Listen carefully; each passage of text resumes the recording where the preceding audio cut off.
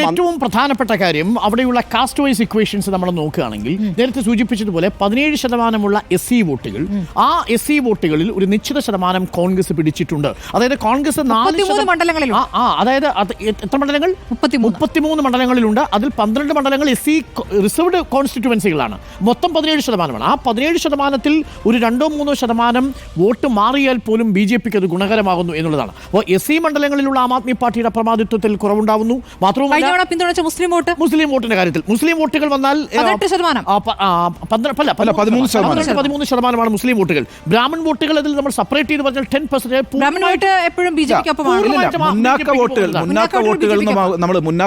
ജാട്ടിൽ 8%. അല്ല, അത് OBC ആണ്.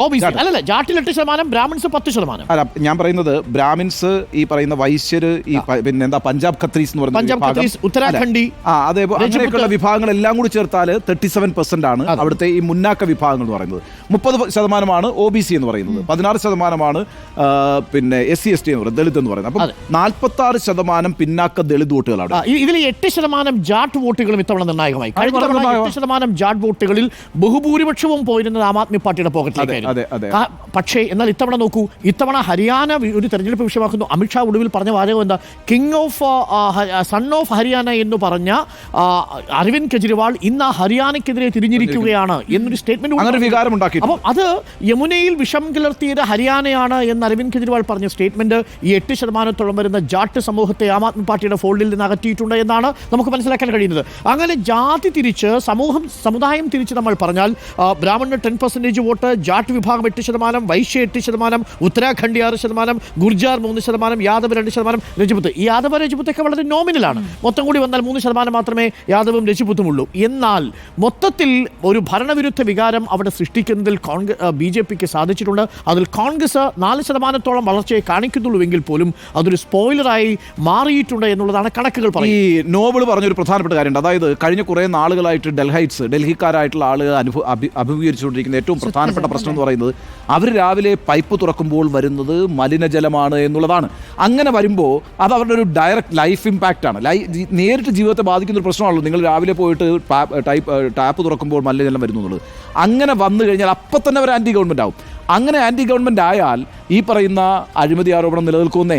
ഇവരൊക്കെ ഈ പറയുന്ന നമുക്ക് ശുദ്ധജലവും ഇല്ല, ശുദ്ധവായുവും ഇല്ല, ഇവരൊക്കെ കാശ് അടിച്ചു മാറ്റുന്ന ഒരു പരിപാടിയാണെന്നുള്ളത് അപ്പോഴതങ്ങിട്ട് എടുക്കും. അതാ ഞാൻ പറഞ്ഞത്, ഈ അഴിമതി ആരോപണം, എക്സൈസ് പോളിസിയുമായി ബന്ധപ്പെട്ട അഴിമതി ആരോപണം വലിയ രീതിയിൽ ആളുകളെ സ്വാധീനിക്കുമെന്ന് ചോദിച്ചാൽ ഒരു പരിധിയോളം സ്വാധീനിക്കും. കാരണം അവരുടെ ജീവിതത്തിൻ്റെ പ്രശ്നങ്ങളുമായി ബന്ധപ്പെട്ട അവരൊരു ആൻറ്റി ഗവൺമെൻറ് പോസ്റ്ററിലേക്ക് വന്നാൽ നാച്ചുറലി മറ്റീ പറയുന്ന ആരോപണങ്ങൾക്കൊക്കെ എന്തോ സത്യമുണ്ട് എന്ന് തോന്നുന്നൊരവസ്ഥയുണ്ടാവും. അത് ടോട്ടലായിട്ട് ഒരു ആൻറ്റി ഗവൺമെൻറ് അല്ലെങ്കിൽ ആൻറ്റി ആം ആദ്മി അഡ്രസ് ചെയ്തുകൊണ്ടാണ് ഭരണത്തിലേറിയത്. അപ്പോൾ അതിൽ പെടുവരുമ്പോൾ അവർ ക്ഷമിക്കില്ലെന്നേ. 10 കിലോ ലിറ്റർ ആണ് അവിടെ സൗജന്യ വെള്ളം, drinking water Aam Aadmi party കൊടുക്കുന്നത്. 2013 ഈ കോൺഗ്രസ് ഭരിച്ചുകൊണ്ടിരുന്ന സമയത്ത് ഇലക്ട്രിസിറ്റിയുടെ ഫീസ് നമുക്കറിയാം, സ്കൂളിലെ ഫീസ് അറിയാം, മൊഹല്ല ക്ലിനിക്കുകൾ ഇല്ലാത്തതുകൊണ്ട് ചികിത്സാ സംവിധാനങ്ങളുടെ ഫീസ് നമുക്കറിയാം.